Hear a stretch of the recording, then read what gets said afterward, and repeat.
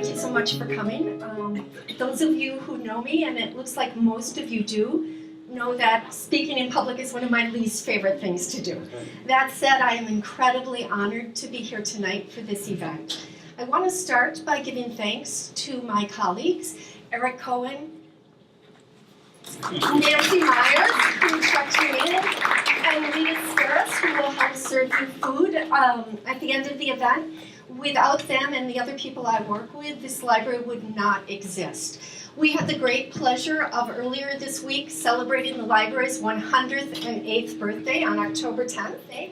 We celebrated with a sheet cake and we sang happy birthday to the library. That might seem like a strange thing to do, but we realize how lucky we are to be part of this institution. When the library opened in 1910, it immediately began offering citizenship prep classes and English language classes for the factory workers of Sag Harbor. And I'm honored to say that 108 years later, we are still doing that. So thank you to my colleagues.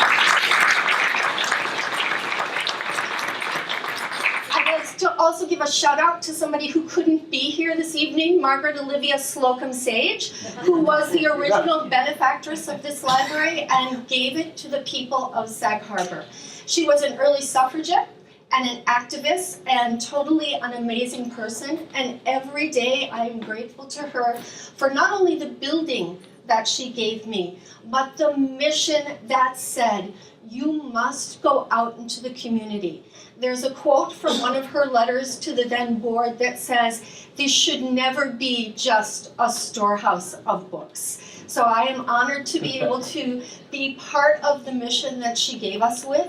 Her philanthropy was instrumental in creating this library. But without the philanthropy of many of you in the room, we would not exist. We certainly wouldn't have this meeting room. And I'd like to particularly mention Paul A. Wagner, for whom tonight's event is named, and his wife, Jeanette Wagner, who is here with us tonight.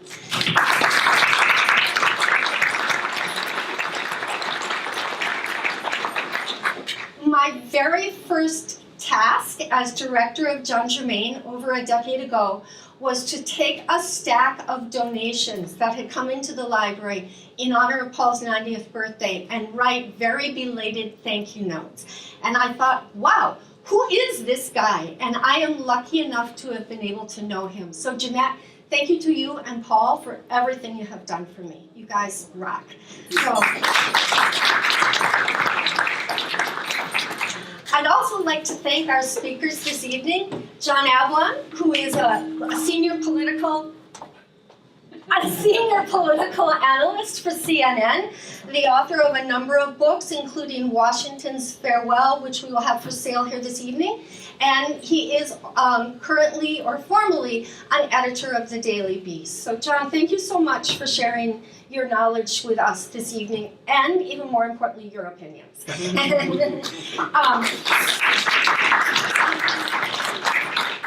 Sally Susman is, like John, a resident of Sag Harbor. She is active in business. She is active in politics. She is a writer. She served in the the Library of Congress. She was a board member there, and she's currently Senior Vice President for International Affairs for Pfizer International. So Sally, yeah, close. You can actually read about it on the cover of our newsletter.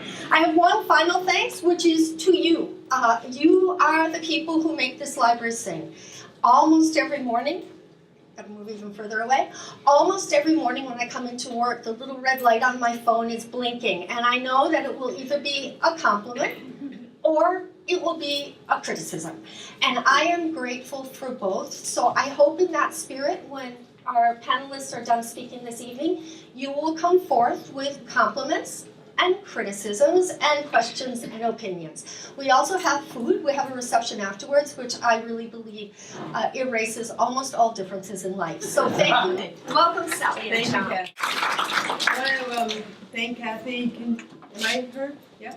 Okay. I want to thank Kathy for that introduction and the incredible support she has given to Jeanette Wagner and myself as we've prepared for this series of dialogues. But more than that, for what she's done to make this library a community hub, and a haven. So thank you so much. When we started brainstorming these dialogues and we were trying to come up with a question that would frame the discussion, when we came up with what makes a democracy vibrant, I think we had no idea how timely and important it would be. So it is absolutely perfect to be here tonight and to, I just want to make sure, is that better? Is this better? Okay. I want to make sure that we have this dialogue here tonight, that it's perfect, that John is with us. As Catherine said, he is an expert. And beyond that, I want to make a special call out to John's partner, Margaret Hoover, who is also with us here tonight. She may be in the children's reading section. Sorry, it's not really working. Or is it? It's okay. Margaret is here in the reading section, and she is recently brought Firing Line back to PBS and is having thoughtful and interesting exchanges in public as well. So she's better than me, and our two kids are better than us. So. As it should be. And that is true. Okay, so I'm going to open with a few questions for John, but hopefully we will quickly get to your questions. First, John, let's step right into the most recent dogfight. The Cavanaugh confirmation process was incredibly fraught with extreme rhetoric, drama, and seemingly surprise moves. Critics say that the outcome was pretty much preordained and the actions mostly political theater. Supporters say the process worked pretty much as it was supposed to, separating uncorroborated claims from the merits. What's your view? The Cavanaugh hearings, was that democracy at work or democracy at failure? Well, so let me answer your first question, which is the system work pretty much as it's supposed to?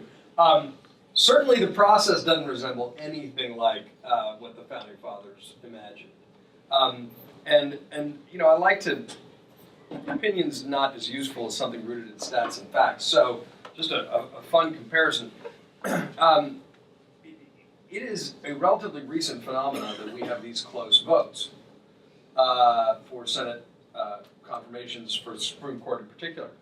I mean, basically, if you just look at all the votes, the vast majority of votes from Nixon until relatively recently, they're 90 plus votes. I mean, Scalia and Ginsburg both got 97 votes. And while Clarence Thomas was a 52-48 vote, no one would have dreamt about filibustering a Supreme Court nominee at the time. And what's happened, and particularly in the beginning of the Obama administration, is that filibustering became the norm. No one took the floor. It was just, you blocked judges. And that's when Harry Reid decides to pull the nuclear option instead of, but exempting the Supreme Court. Mitch McConnell says, if you do that, you're going to regret it when we're in power. And then he blocked Merrick Garland for a year. And I also want to state that, you know, Scalia and Ginsburg were pretty extreme ends of the ideological spectrum, but they get 97 votes. That's because there was an assumption that presidents get to appoint someone as long as they're qualified. In Merrick Garland, because Republicans run the Senate, Obama nominates a centrist and a 62-year-old. Right? He is trying to be deferential to the fact that Republicans run the Senate, and they Heisman him anyway. Kavanaugh's eminently qualified. He's probably, even though, you know, he is a establishment Republican, a Bush Republican, he is not, he's a responsible, non-crazy person within a conservative context, too, depending on how you feel about that. And I think the Democrats, you know, bringing up things from high school sets a difficult precedent. One of the reasons I didn't believe the fix is in, but you knew the senators at the end of the day, unless there's corroborating evidence, were going to have a hard time saying no, is none of them want that scrutiny applied to their lives. And really, probably none of us do. You know, we are having a needed, belated conversation about an environment of oppression of women in the workplace and other places that is overdue and needed. But once Michael Avenatti brought that third account up, you could tell, I believe, that was too extreme, and then that would actually undermine the credibility of Dr. Ford's personal testimony. And you could see that in the Senate. So look, the court is supposed to be the thing that is not politicized, is not partisan. It has gotten more politicized and partisan. That is not what the founders intended. This is a really bad thing.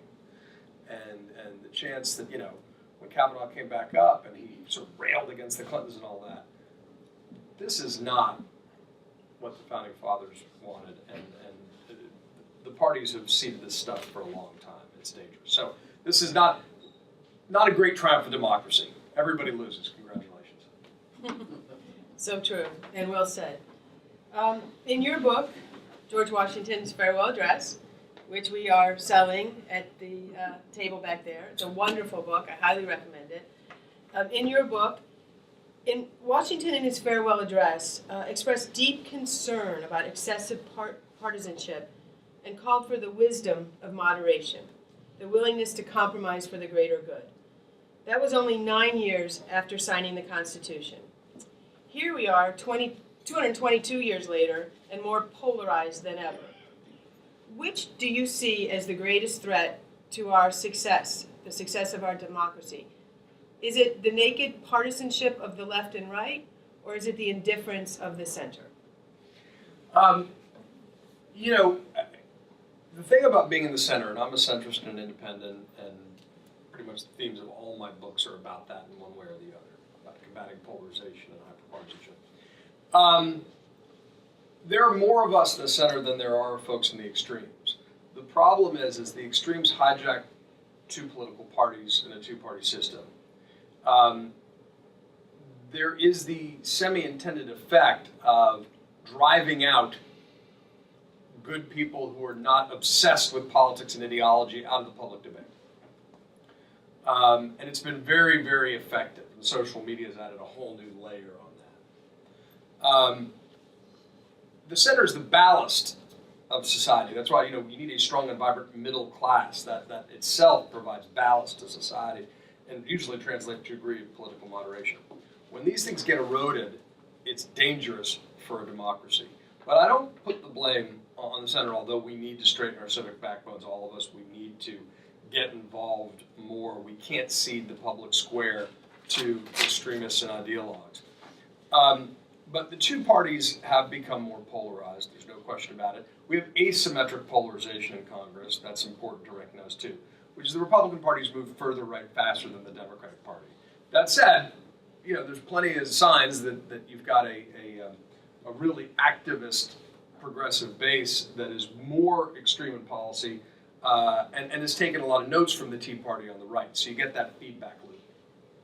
That's really dangerous, ultimately. And that's why I don't think Trump is a symptom. He's not a cause.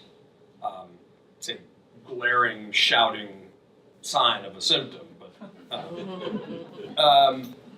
so I would put the blame primarily on the two parties, which have gotten more and more extreme, more ideologically driven, less representative, encouraged the passage of political laws and procedures and initiatives that have polarized the political process further, the rigged system of redistricting, closed partisan primaries, encouraging low turnout, and they are disproportionately to blame for the situation.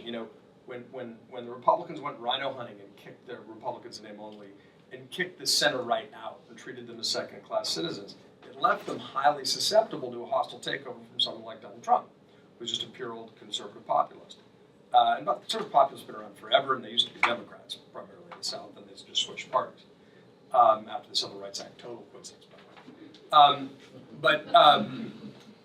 way.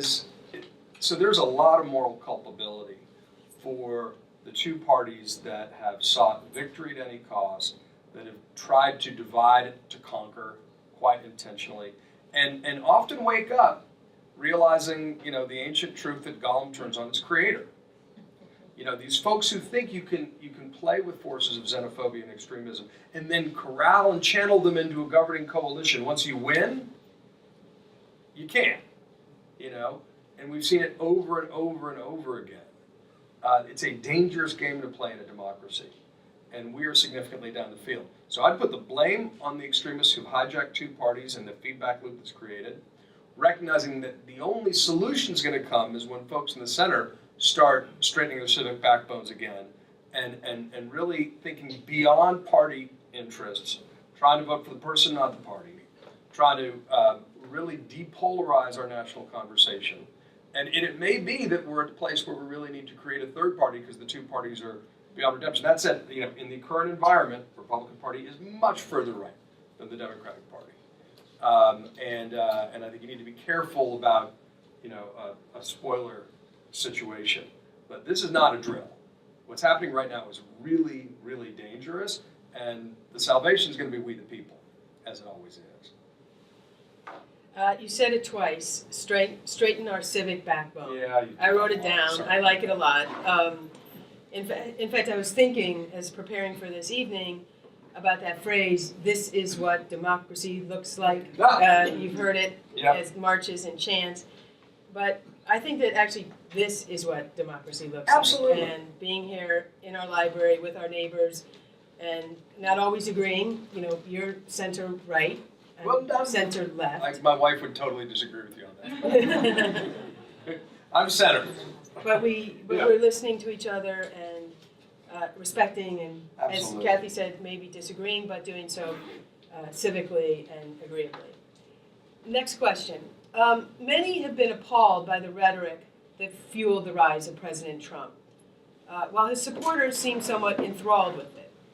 In the past, presidential campaigns have been derailed by verbal gaffes of candidates on both sides. In 2016, Mr. Trump revealed his general views of women in the infamous Hollywood Access tape, with some rather choice words. That's what we're calling those now? Choice words, Got yes. it. It seems I thought it was locker room talk, I guess. I think you're right, locker room talk. It seems to have set the tone for everything that followed. So my question is this. Do words matter anymore? Has extreme partisanship numbed us to the effects of language? Words have to matter. And we are in an environment where we are, as a society, being like the frog in the boiling pot of water. We are getting numb, whether we want to admit it or not. It's happening slowly, not imperceptibly. People are aware that this is happening. But it's the way we're wired. Human beings are very good at responding to a short-term crisis. They're very bad at responding to long-term, slowly evolving challenges. What we have here is something in between. This is a total departure from our democratic norms, people. And it's not just P.T. Barnum stuff. Words from a president do matter. But the gravitational pull that comes starts happening too. Look at the way the rhetoric in politics in general has changed in reaction to Trump. And realize that this is for some folks, this is a rational political calculation. He sucked up all the oxygen in the 2016 campaign. It's a crowded field. The party moved pretty far right. But the only way the other candidates could get attention wasn't by being more responsible. It was, they'd say something that was something in the same, semi-flavor of crazy, and people would pay attention. That's on us in the media. That's on the Republican Party. That's on us as a society because it does have a downstream effect. It used to be that if you want to run for president, you wanted to sound more responsible than the other guy. That would be rational. They have a nuclear codes. That's not operative anymore. And our politics is it isn't just getting coarsened, it's getting dumber. We're getting dumber. We're getting meaner. And that is incredibly dangerous as a democracy because it frays those bonds that it all depends upon. A community like this, reasoning together, coming together, despite all our interesting differences, and feeling a sense of investment in the success of the whole. If it's a zero-sum game, and if all of a sudden you're being told that your political opponents are your personal enemies, and everyone's playing the victim card, and you've got a system that basically says, I'll throw the first punch, then film the fight in politics and media. We have a profound problem. It's not a new problem in the world, but it's a new problem in America at this level. At least anything since the Civil War. And we put genies back in bottles before. We will get through this. But the danger is that there is not one Trump going forward There are dozens, and they're on both sides, and that then it gets more and more difficult to heal the fray. The core point of Washington's farewell address, and I think most farewell addresses, including Obama's when he left, is this simple, but I think really essential insight. Our independence as a nation is inseparable from our interdependence as a people. That's the whole ballgame from the very beginning. And we are absolutely forgetting it for incredibly cynical, short-sighted reasons. And we should feel that as a crisis, even if it's happening slowly around us, because it is. So let me ask you then, what role the media has to play in all of this and in this crisis? Some in the media have been constructive as a check on people telling falsehoods. Others have played the opposite role and exacerbated political hyperbole and the sense of an ideological divide. The internet was supposed to be a forum for the unfettered truth to find its way out. Instead, it seems to have become a medium for undermining truth and spreading diversionary falsehoods. Questions. Has the Fourth Estate lost its standing as an unofficial check and balance? And two, if so, what can be done about it? So there's plenty of blame to go around. I don't think the situation we're in is primarily the media's fault. But certainly, everything's gotten a bit overlapping, and I think that actually goes to the heart. If you look at the decline in trust in media over time, the rise of partisan media parallels the decline in trust in media. And you can go all the way back and say, look, the rise of originally conservative media and right-wing talk radio was itself an attempt to check the unconscious bias of what conservatives saw in the quote-unquote mainstream media and the three big networks. And then fragmentation occurs, and all of a sudden, yay, the internet comes, and you can get 1,000 different opinions in 1,000 different places, and the freedom doctrine's been tossed out. People no longer have to try to be genuinely, literally fair and balanced in exchange for their use of federal airwaves. But instead of getting, all different flavors of information, having it be just an extraordinary experience that it could theoretically be, people self-segregated into separate political realities. And that becomes a business model. It's known as cocooning sometimes, but basically you go for a narrow but intense niche audience, and you keep them addicted with anger, and you divide everybody into us against them. It's a tribal vision of media and society and politics, and it all starts blurring, right? And the power ratio itself starts to slip. So political parties aren't giving talking points to their surrogates on TV. The TV stars are giving talking points to the politicians. And now you have an administration that is absolutely fundamentally intertwined with one partisan network. Hope Hicks, the communications director for the White House, is now the communications director at Fox News. Former CEO of Fox News, Bill Schein, is now the communications director at the White House. The president talks to Sean Hannity and Lou Dobbs more regularly than most of his cabinet officials. Heather Nauert from Fox News is, the State Department spokesman. There are good people and good reporters at Fox News. I'll mention Brett Baird, Chris Wallace, and Shep Smith in particular. But there is a lot of blame in Roger Ailes' vision of positive polarization that he ran since the Nixon '68 campaign. And the contagion occurs. And take a look at what happens. You get this place that tries to do it right.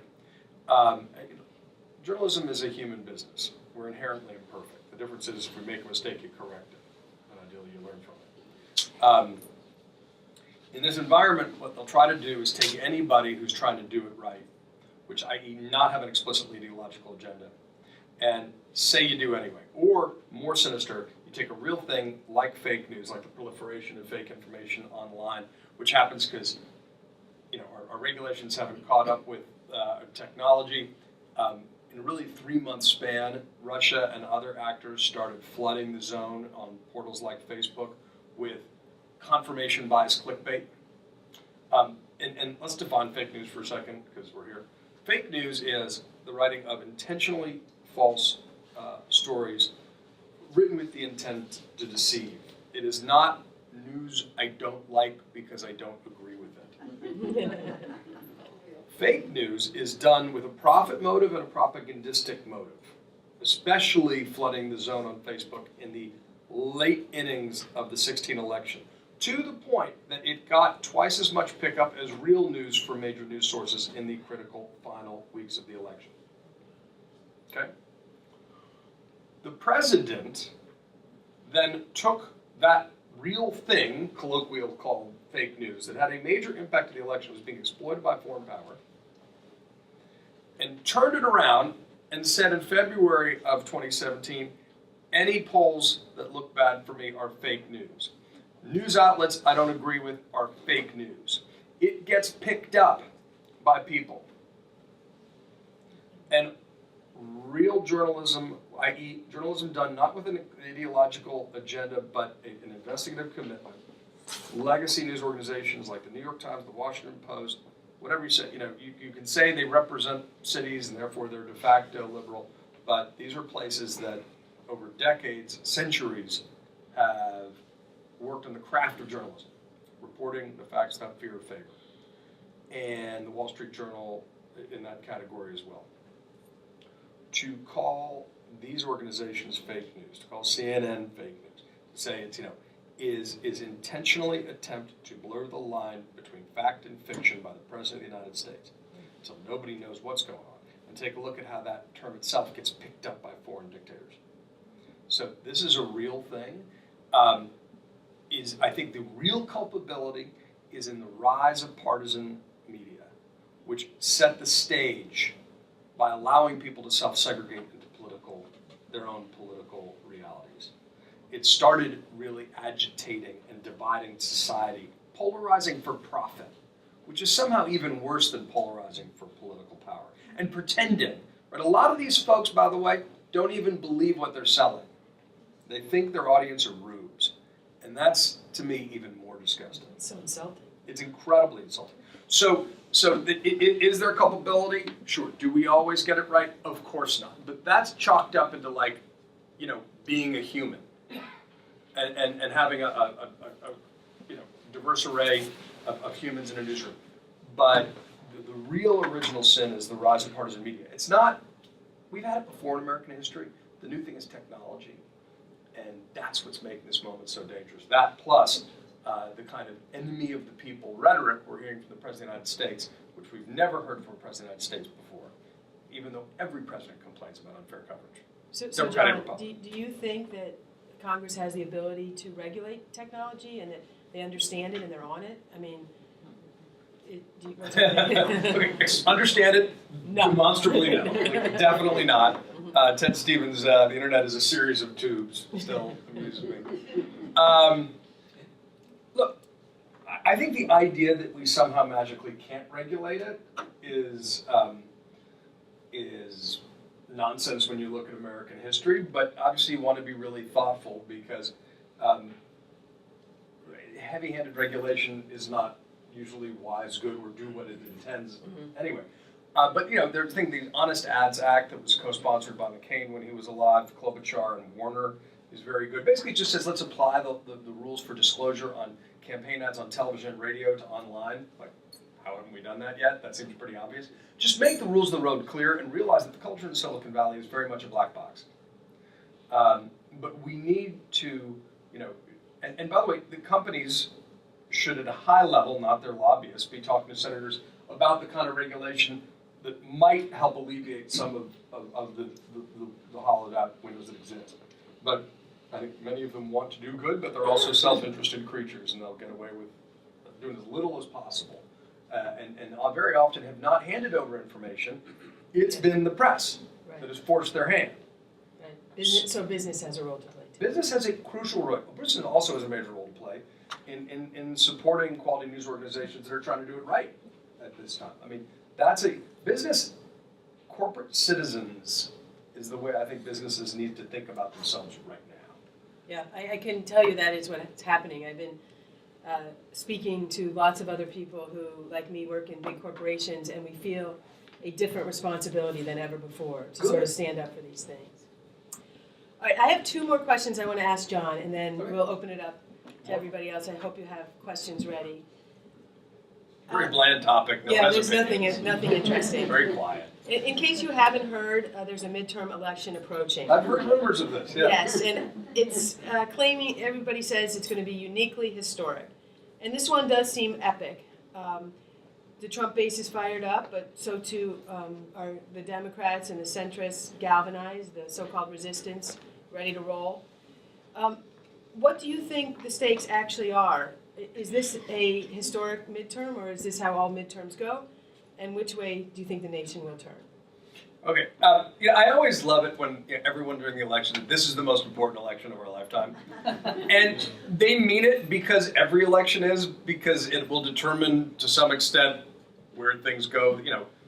It has necessarily, the moment of choice, has a ripple effect that determines our future. Sometimes those stakes are bigger. Sometimes the debates are bigger. This is definitely one of those times. This is about, Republicans have unified control of Washington. And just to, those of us who are in reporters, who have run news organizations, for what it's worth, and I'm again, independent senator, I worked for Rudy Giuliani when he was mayor of New York. It is worse than it looks behind the scenes. And most members of Congress, including most Republicans, acknowledge that this president is not, this isn't in line with our best traditions. So it raises the question of checks and balances, which is what Congress applies, and the other reason, of course, that the politicization of the courts is so dangerous. Congress has really not been acting like a co-equal branch of government under this administration. What congressmen will tell you is, you didn't hear the stuff we killed in private. Like, we should give credit that this isn't worse, right? That's generally their attitude. But I do think checks and balances, it's the essence of the Founding Fathers' vision of the Constitution of the country. I do think there's, if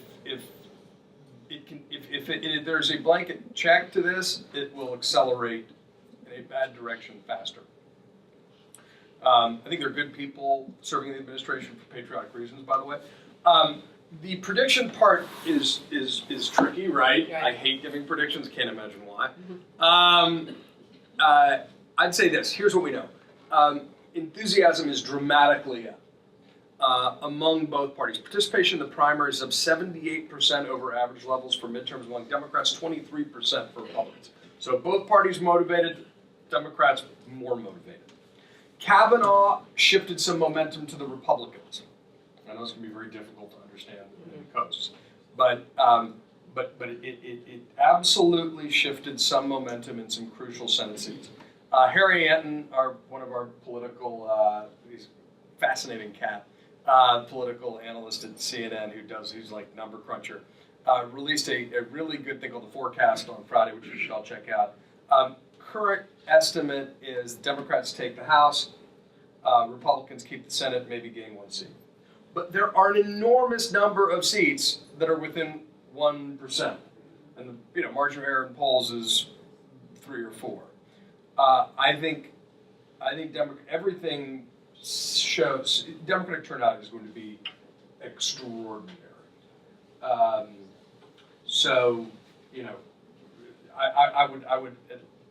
would look for this being an incredibly high turnout election, and it really will come down to, I think, the way the Senate goes will be a point in either direction in like a half dozen seats. And by the way, it is a map that is dramatically unfriendly to Democrats. If this was a different number, if these were different states on the map, they would be trending Democrat pretty overwhelmingly. Obvious takeaway is make sure to vote. Yeah, even though we live in New York, yes. And we really should have a two-party state. I think I'll actually pause my questions here. Actually, this district is a swing district, thank God. Yes, it is. That's good. Maybe I'll pause here and take a moment. If anyone wants to raise a hand with a question, Kathy can run over with the mic. Okay, I see one already.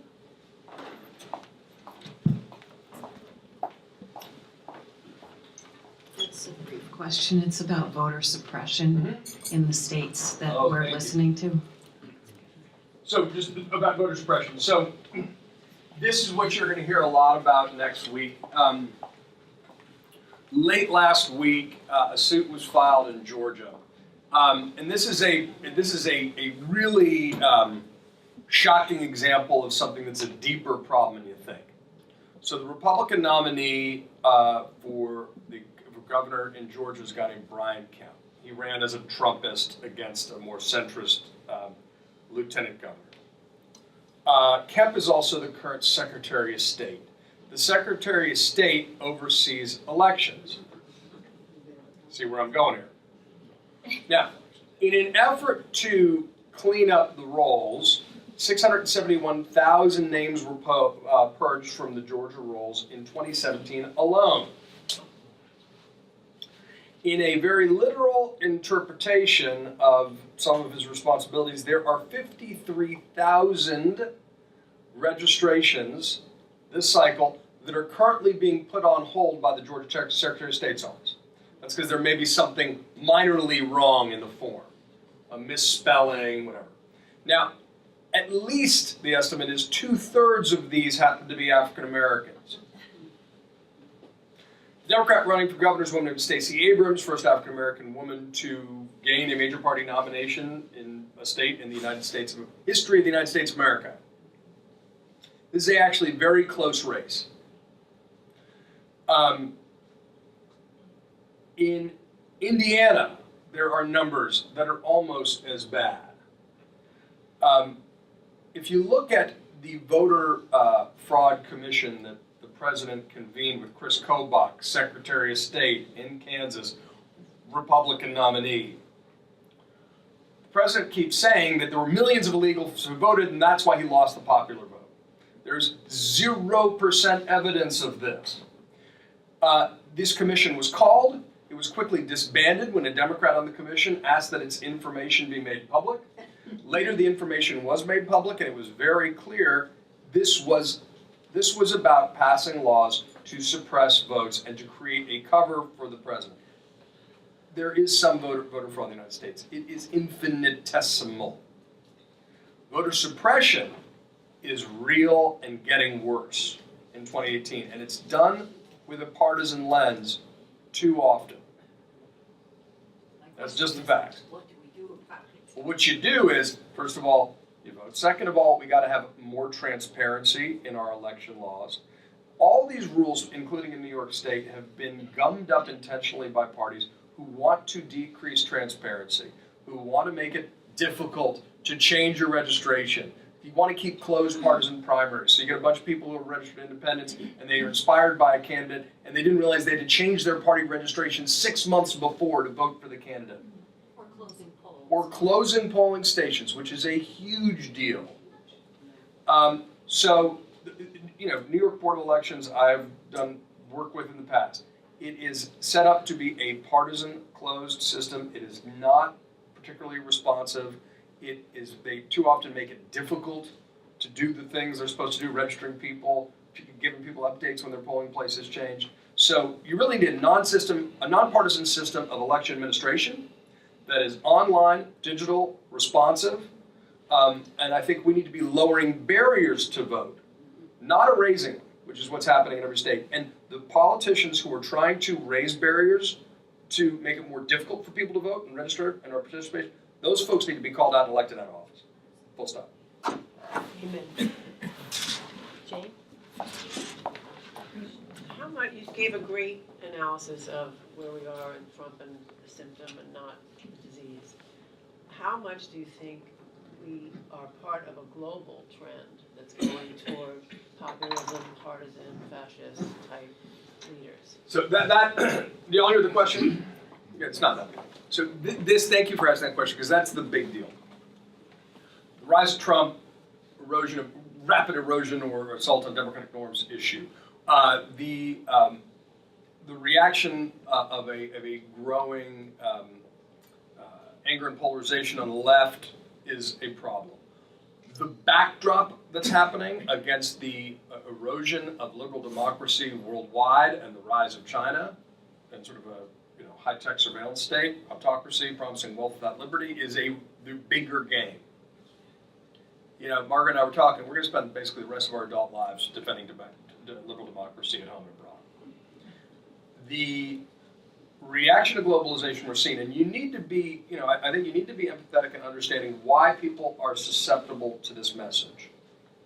But the rise of ethno-nationalism in states in the Eastern European borders, particularly Poland, Hungary, even the Czech Republic, is a tragedy. And it's being exploited. I mean, Steve Bannon's trying to do a whole connection of right-wing ethno-nationalist parties. And you can come up with a lot of fancy reasons for why these folks, but it's old school tribalism, us against them. It is a reaction to globalization that I think both needs to be understood and ameliorated. I don't think the larger trends are going to change, but neither are they inevitable. And that's why this moment is so dangerous. Because if you connect the dots between what's happening in Poland and Hungary and the Brexit vote to some extent, and Austria, and you know the Czech Republic, I mean, home of my hero Václav Havel, one of my heroes, anyway. And you connect the dots, all that, and what's happening here in the United States, and you get a pretty coherent picture. And it's not a pretty one. And so I think what you need to do is, first of all, call it out. Say liberal democratic values are actually not liberal.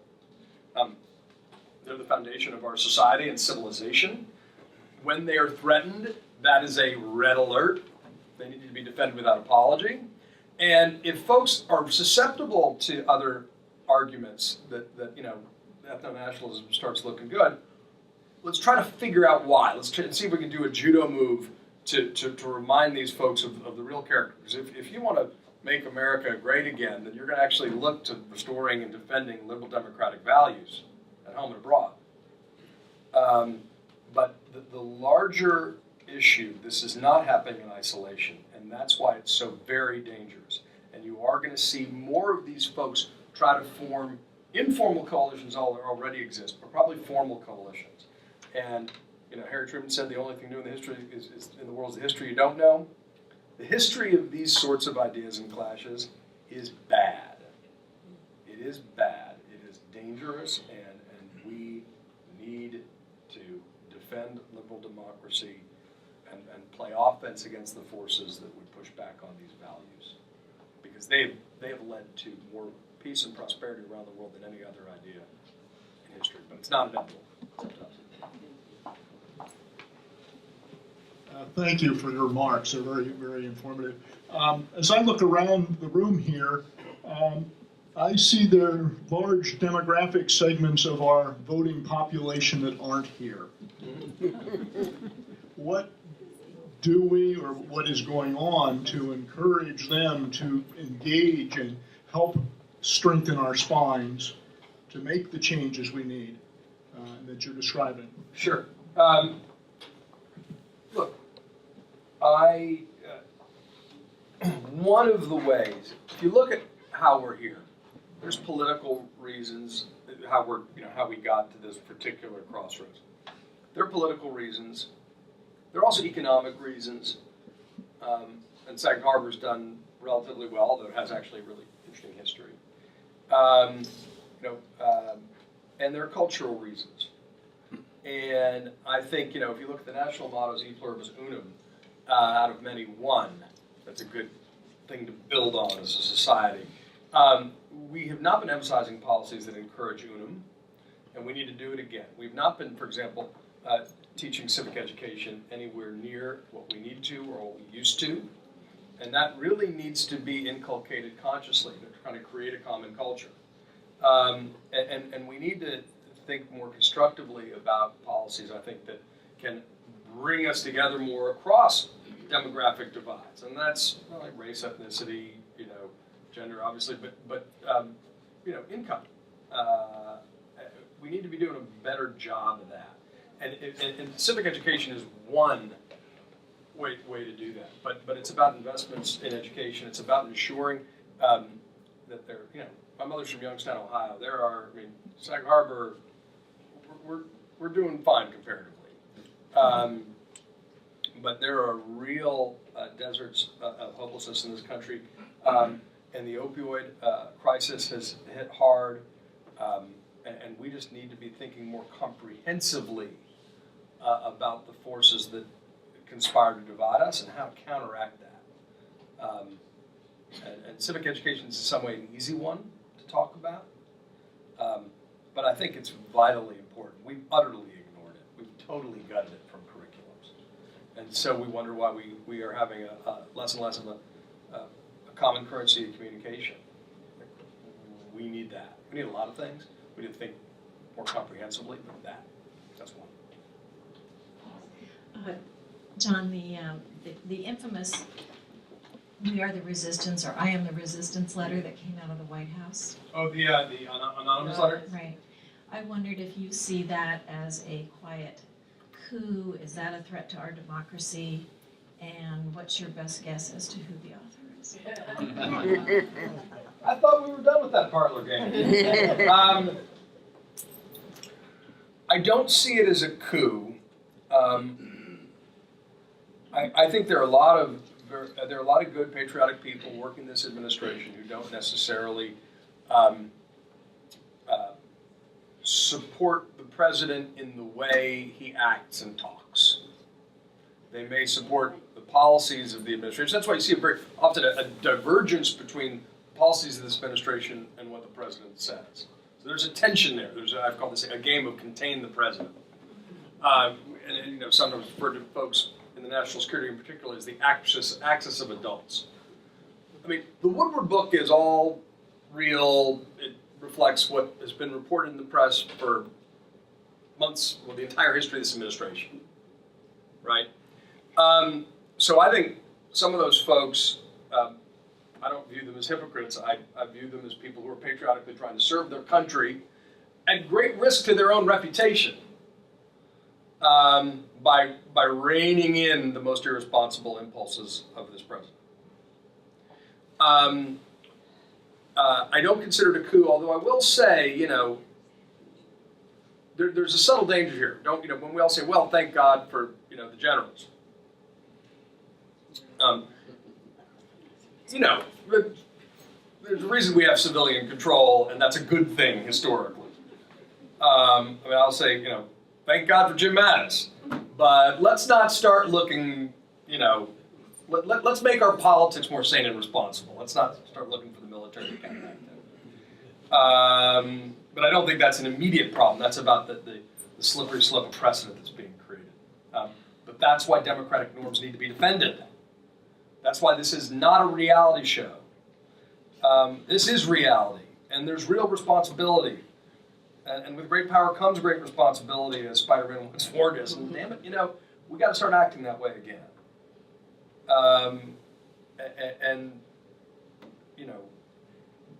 We are in the process of squandering one of the greatest gifts ever given to a country and people. We're better than this. I don't mean we're better than the president per se. I mean, the entire cascading effect of politics right now doesn't reflect. The culture of the country didn't change on election day. A lot of reasons it went down. He won by 80,000 votes in 3 states. But this is a real civic stress test, and we have to meet it, we have to exceed it, and we have to learn from it. We've got to redeem something positive out of this. Well, to that point, today in the Times, the Democrats being quoted, and I paraphrase it, that it's like maybe taking the high road is not the way to go. And it's like, part of me feels, yes, I think that we need to get down to the level that the Republicans are, but to what you were just saying, I think moderation. So I'd like to know your thoughts on that. Look, I'm with Michelle Obama on the we go low, they go high. I think the challenge is, for example, Beto O'Rourke's promised not to run any negative ads in Texas. Ted Cruz is running nothing but negative ads in Texas. That gets a little bit difficult. And then, if Democrats, say anything bad, like Eric Holder's caught in some random event saying, when they go low, we kick them. I've got 3 TVs on my wall in my office at CNN, so I get to see everybody's coverage simultaneously. It's really fascinating. The overlap between Fox News messaging and chyrons and the administration's vision of this election is really striking. And the president's been super clear about it. And he's made this point even going back to August in his speech to evangelicals, but in his rallies. The Democrats are angry and violent. They are a mob who cannot be trusted with government. That is his appeal. That is his argument. And so whenever, somebody says something intemperate, that gets amplified and used to justify extreme action on the other side and erase anything that may have been said and done. There's real powers of projection. Remember, the core communication strategy is deny, distract, deflect, and divide. And that's what's happening. So what's the right strategy? I would encourage Democrats to remember that you can't win without the center. I think one of the real challenges of this election, the reason it's been a bit of an existential gut check, is James Madison promised us in Federalist 10 that a diverse democracy would hold together because you'd have to have candidates who can appeal to large groups of people and bring people together. And that didn't happen this time for a lot of really weird, complex reasons. But that's still the basic political math in this country. And you need to build big tents. You need to bring people together. The essence of this nation is, going back to the founding fathers, e pluribus unum, out of many one. The idea of being American is there more unites us than divides us. And we need to uphold those traditions. But I don't think you can be Pollyannish about your politics in this environment. So you need to stand up and fight, but do not alienate the center or feed the myth of moral equivalence that the president's trying to push right now. John, thank you. Thank you so much. There are demographics that are working in other areas that probably don't live in Sag Harbor, and they are very energetic and they are very concerned about what's going on. Sure. My question is, John, you said it's a dangerous time about 5 times or 6 times. Did you notice that? What is the bottom line of dangerous times? What do you see happening if things don't change? What is the zero bottom of that problem? Yeah, it's a great question.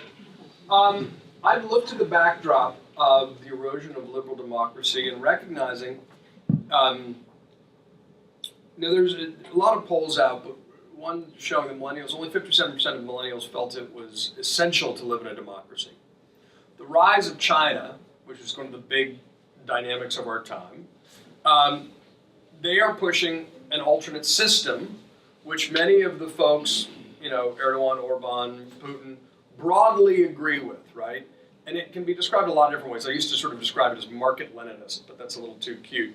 Wealth without liberty. That is not freedom.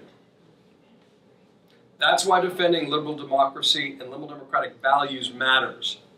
Freedom of the individual, as well as free markets, freedom of assembly, free ideas, freedom of speech, freedom of the press. When these values come under attack and people start rationalizing them because the economy is doing great, that's a slide towards wealth without liberty. When we start having our politics being polarized by race and religion and ethnicity, that is incredibly dangerous. It's been happening for a long time, but we need to guard against those forces. If we start being connected to our history and our best traditions and start really falling into the us against them trap, which is characterized demagogues throughout history, then we got a real problem. And I'll bring it back to Washington for 1 second. Washington said in the farewell address, it's about a warning about the forces he felt could destroy our democratic republic, rooted in the lessons of his life and the lessons of human history up to that point. No democratic republic had succeeded, right? Washington, one of his real warnings, the reason he spends a lot of time warning about what we would call hyperpartisanship, is that he worried that 2 parties would become so self-interested that they would and could and dominated by special interests, that they'd stop thinking about the national interest. That would create a deadlock, inefficient, ineffective democracy. And that would lead to enough frustration on the part of the citizenry that they would become susceptible to a demagogue with authoritarian ambitions. That's why we got to study history. We don't exist in a vacuum. That's the worst case scenario, is the one the founding fathers were worried about at the start of the Republic. Thank you. Thank you for that book. It's wonderful. Oh, thank you. And one part of it is the description of the animus that existed among the various people we call the founding fathers. It was really quite striking in the context of the animus that exists now. The history exam question would be compare and contrast the animus at that time with the animus that we see now. Are you a professor? I was once. The reason I love talking about the animus and the founding fathers is it is very healthy and helpful to not understand them as perfect, to make them false gods and put them on a pedestal. It makes their wisdom more distant. We want to understand them as approachable human beings with virtues and flaws like all of us. And it's a reminder that perfect's never been on the menu. The past generations are no inherently greater than us. I mean, even after the ratification of the Constitution, Washington turns to his nephew Bushrod and says, you know, I do not think for 1 second that all generations that we have more wisdom than future generations. Kind of a rebuke to aspects of originalism. And you know, my God, we survived the Civil War, people. I mean, the book I'm writing right now is about Lincoln's vision for national reconciliation and reunification. Right, how he wanted to win the peace after winning the war. I'll probably be writing some of it upstairs. So we've been through worse, and I think it's helpful to understand that. And then also, though, try to apply the lessons of history. I like applied history to our own time. So, yes, it's been worse. We will get through this. What are the things that the wisest leaders have done to try to bring us back together, bring us back from the brink? Generally, it's been a recommitment, a rededication to that idea of e pluribus unum. It's an inclusive vision that tries to call out extremist groups. And it's interesting that too often hijack debate or perpetuate injustices. And sometimes those groups wrap themselves up in the flag. And Washington had a word for those folks. He called them pretend patriots. He said, if anybody, in Justice in the Farewell Address, if anybody tries to divide Americans against one another and say that they're doing it because they're more American than the other fella, those folks are, Washington said, are pretend patriots. They don't understand the essence of patriotism in the United States of America, which is different than nationalism. So, I don't know if that answers your question, but it's a step toward it. Picking up on that, the idea of, like, the question that comes to my mind when I watch moderate Republicans leaving office and not running instead of running for traditional Republican values is whether this can actually be done without Republicans. It seems like moderate Republicans have to be a part of whatever the correction here. And how does one make that sort of happen? Look, I very much believe that you need centrists in both parties to step up. You look at, for example, the pushback to Joe McCarthy in the 1950s. It's Margaret Chase Smith, you know, first female popularly elected senator Republican from Maine, who gives this great speech called the Declaration of Conscience on behalf of 6 centrist Republicans condemning McCarthy. When it was a partisan condemnation fight over McCarthy, it didn't get any traction. It took Republicans to stand up. The problem is the center-right has been systematically excommunicated or treated like second-class citizens within the Republican Party. You know, we need your votes, but, you know, most popular governor in the country is Charlie Baker. A 72% approval rating in Massachusetts. That's the kind of person we should be talking about being a president, but we don't, because he's a Massachusetts Republican. He's fiscally conservative, but he's probably not extreme enough on social issues, and can he play? And so the people who would normally be best positioned to run a party and govern and, you know, win a major national election are not being considered. That speaks to the sickness of the two-party system right now. Again, asymmetric polarization. only a quarter of Republicans left are centrist. Half the Democratic Party is. I think that one of the real lost opportunities of this election cycle, and it's a damn shame, is senators like Corker and Flake, who were being attacked by the president. They looked and said, you know, we're going to lose a primary because you get low turnout, high intensity, more extreme. That's part of the problem of how we're here. What they should have done, I think, is run as independents. They would have won the general election, and then that kind of a centrist coalition, it's called the Fulcrum strategy, and folks have written about it, is one way we get out of this. I think we are getting very close to a point where we do need the center left and center right to unite to help save the country, because the hyper-partisan closed primaries are exacerbating the problems in the system. And you need more folks with statewide profiles to when you can get 6 centrist senators in the Senate, and they would cool the situation considerably. The balance of power would be restored to the center. So that's a big part of it. In the current situation, though, the centrists, ironically, the people we need most right now to restore sanity to the system are the ones who get picked off. Because we only have 35 competitive districts in the country, folks. The rigged system of redistricting is really complicit in this. So, yes, we need centrist Republicans, but they also need to stand up and have the courage of their convictions, and not just when they're leaving office. And God, I miss John McCain. I think we have time for just one more question, and then we'll close. And I know you've had your hand up, I've been told. You're talking about centrists and people getting together and bringing it down to the local election we have here. What is your comment when there are talks and debates and you don't have both candidates coming together to debate or talk? Look, there's an obligation if you're running for office to show up and debate.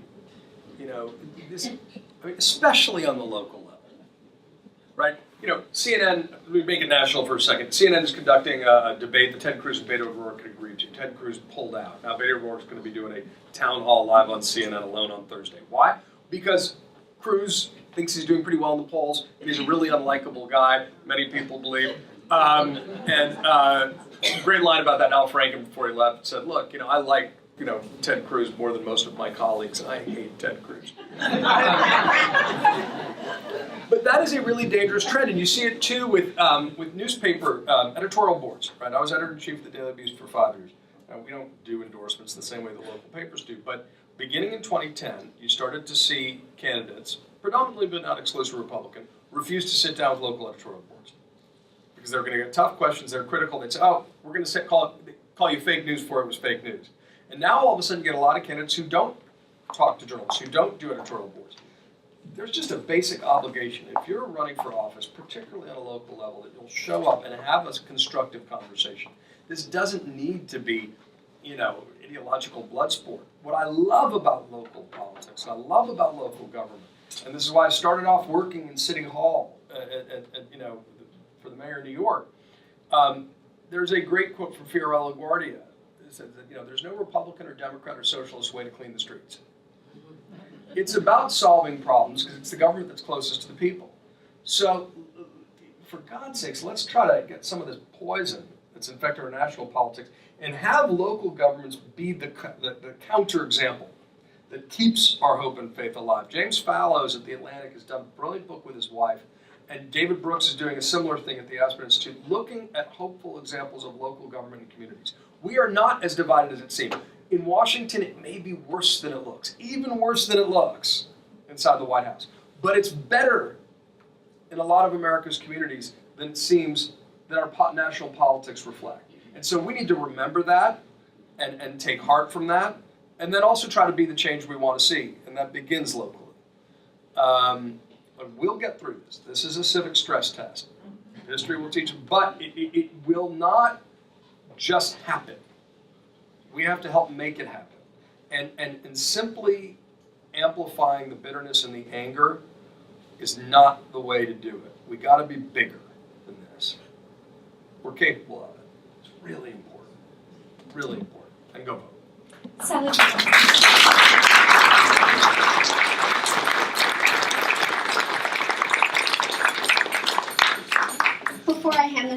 Sally and John for closing. I have a couple of real quick questions.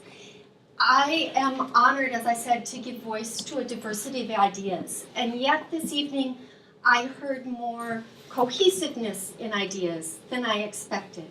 Are there people in this group who have things to say, who are more conservative than the people we heard from this evening? Very fair.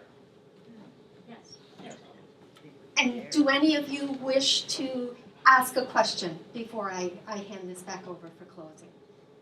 I talk to them all the time. Yeah, it's most of the Republicans in the room are my friends and family. So. I'm not a good public speaker, but I'm a really good librarian. I guess I'm the token Republican, but then again, I didn't vote for Donald Trump either, and wouldn't again. But so the question I have is, as I'm looking at this, and you and I know a lot of people in the White House, and a lot of them are patriots and are trying to hold it together. And it is really tough. But despite that chaos, many of us, and I bet a lot of people in this room, have families that voted for him and will again, and are actually more enthusiastic today about him than they were yesterday. That is my family, okay? They're in the Midwest. And I think what we're looking at, John, and I'd love you to just do a quick comment on it, and then, of course, much more later. I don't see anybody right now on the left that's going to beat him. Now, because his base is so intense and so enamored of him and believe that he's a doer, even if they don't like his rhetoric, even if they don't like his persona and his misogynist ways, etc., etc., a lot of them feel he's a real doer and a real disruptor that's needed. Okay? So who on the left, or who is the centrist that you and I would love to dream up that can attract somebody like me who has no home? I have nowhere to go. Yeah. I can't vote for Donald Trump. I couldn't before, and I much less later. Who is this person? Who is this? Show me the way. Give me that vision. Who can beat him, and who can we get excited about? Yeah. Not exactly the pro-Trump voice I think you were asking for, but Annie, yeah, but a Republican and good and long-standing. Look, I think part of what you're talking about is what I think is so, what we sense is so troubling, which is that the tribalism that has affected our politics is impervious to reason, right? It's about tribal identity, and this is when Trump says, I can sit in the middle of Fifth Avenue and shoot somebody. That's not the hallmark of a functioning democratic republic, a leader that says stuff like that. You know, we can't reason together. I will say, look, he's got the lowest approval rating at this point in his presidency with the best economy, the lowest unemployment rate since we started measuring these things.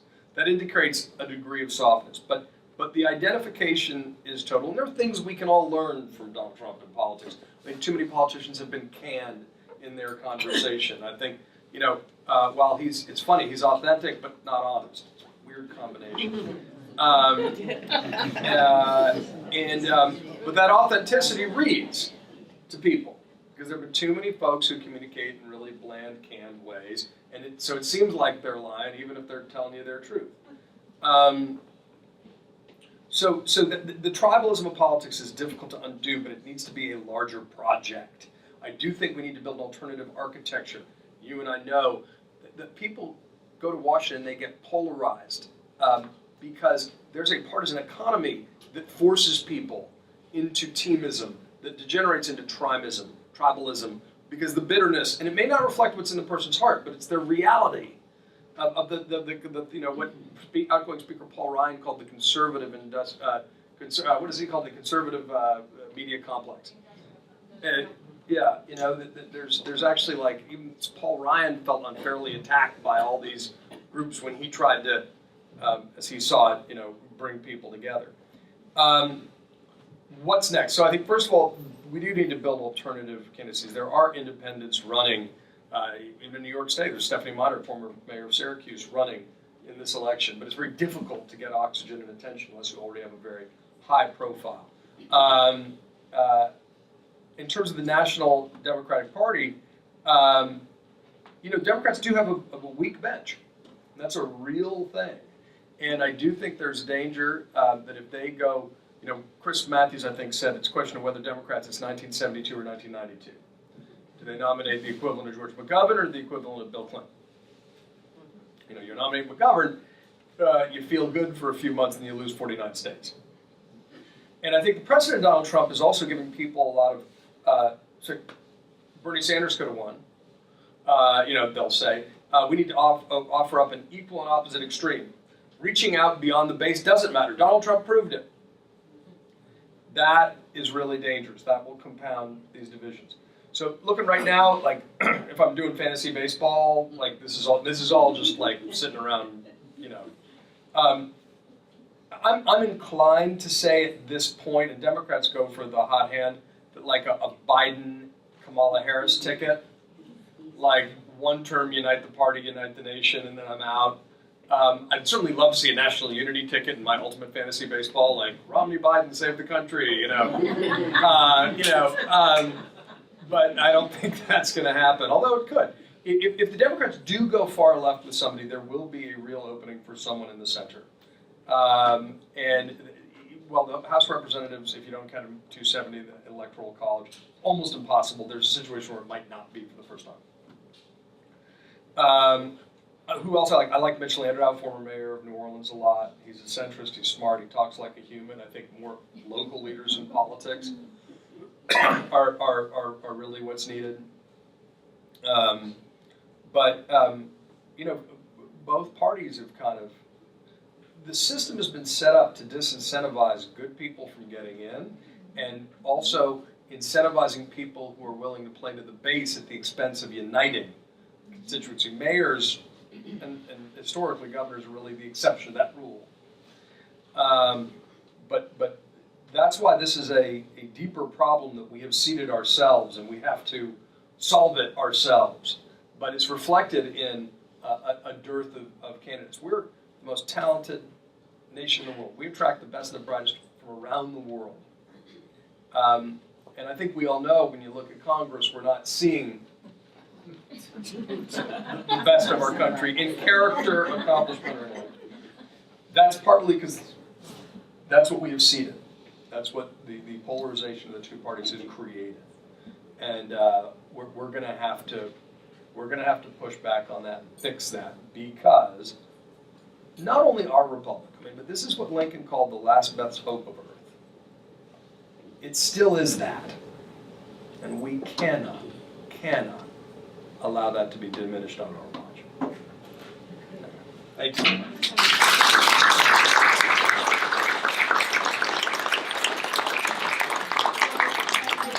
Bring this program to a close with two thank yous. Obviously, the first one is to John. I can't imagine a better person to have kicked off the Wagner Dialogues and to create this dialogue in our community. So again, please, thank you. Round of applause. Let me say also, Sag Harbor, my wife and I started coming here first weekend away together when we started dating. Our children have more connections here than they're aware of. We love it here. We love this community. We love this town. It is such a special place. It's an honor to be here. It is. And the second thank you I have is kind of a related point. I really want to thank each and every person in this room, because by being here tonight, you have helped me to honor the legacy of my friend Paul Wagner. And being here, being in this library, supporting several of Paul's beliefs, that literacy makes a difference in this world, that an informed public makes a stronger citizenry, that a diversity of ideas is central to a democratic worldview, and importantly, that dialogue is not the basis for conflict, but for understanding. So thank you for helping us do this tonight for Paul.